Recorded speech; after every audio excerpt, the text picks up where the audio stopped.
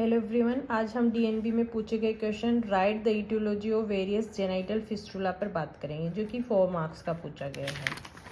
इसको अपन इटियोलॉजी को 2 पार्ट्स में बांटेंगे, congenital fistula and acquired fistula. Congenital में केवल 2 ही कॉजेज याद रखने हैं, ectopia वेजाइकी and ectopic ureter.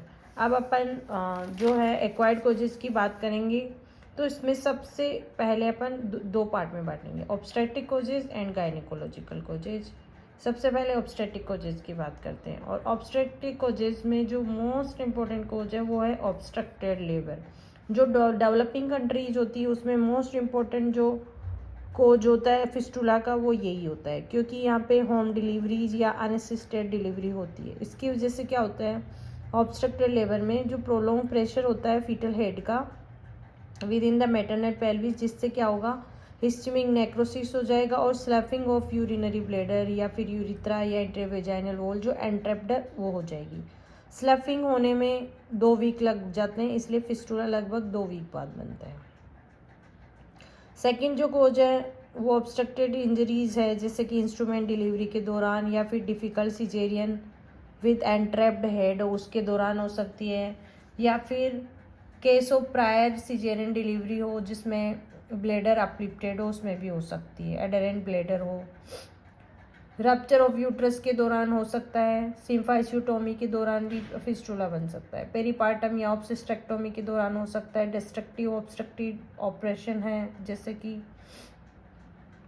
Foetal head की डिस्ट्रक्शन कर रहे हो तब, प्लेसेंटा परक्रीटा जो एक्सटेंड होकर ब्लेडर में जा रहा है उसमें भी हो सकते हैं। अब अपन गायनेकोलॉजिकल कोजेज की बात करते हैं। जो डेवलप्ड कंट्रीज होती है वहाँ पे ये कोज मोस्ट इम्पॉर्टेंट देखा गया है, जैसे कि post operative complication of surgeries में डिफ़िकल्ट सर्जरी जो एक्सटेंसिव सर्जरी हो जो उनमें ज़्यादा चांसेस है फिस्टुला बनने का, जैसे कि cancer surgery, endometriosis, chronic PID, या फिर पहले प्रायर इराडिएशन हो रखा हो तब ज़्यादा हो सकता है। फिस्टुला स्लिंग सर्जरी या मेस यूज करते हैं तब भी बन सकता है। इवन लेप्रोस्कोपिक सर्जरी में भी फिस्टुला बन सकता है, जैसे कि ट्रोकार इंसर्शन के दौरान डायरेक्ट ट्रोमा हो गया, या फिर कोटरी जो है उससे इस्चिमिक नेक्रोसिस हो गया, जैसे कि अपन कोटराइजेशन ऑफ यूट्राइन आर्टरी या फिर सेपरेशन ऑफ सर्विक्स कर रहे हैं, ब्लेडर कर रहे हैं, तब अपनी इंजरी हो सकती है और फिस्टुला बन सकता है। अब अपन नॉन सर्जिकल गायनेकोलॉजिकल कोजेज की बात करते हैं, जैसे कि genital TB, criminal abortion, foreign bodies, neglected forgotten pastry है, सेक्सुअल इंटरकोर्स है, ट्रोमा है, ये सब में भी हो सकता है।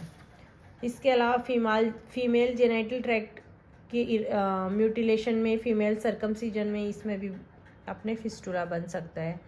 एलजीबी के केस में भी बन सकता है, carcinoma cervix, carcinoma vulva vagina, इसमें भी हो सकता है। सिफिलिस हो गया, इन्फ्लामेटरी बाउल डिजीज हो गया। अब अपन कोजेज इन यूरिनरी ट्रैक्ट की बात करते हैं, मतलब कि यूरिनरी ट्रैक्ट के खुद की वजह से भी फिस्टुला बन सकता है, जैसे ब्लेडर स्टोन हो गया, ब्लेडर टीबी हो गया, ब्लेडर कैंसर हो गया। इराडिएशन थेरेपी, किसी भी अपन इराडिएशन सिस्टाइटिस में, रेडिएशन सिस्टाइसिस में, इनमें भी अपन फिस्टुला देखा जा सकता है। Thank you.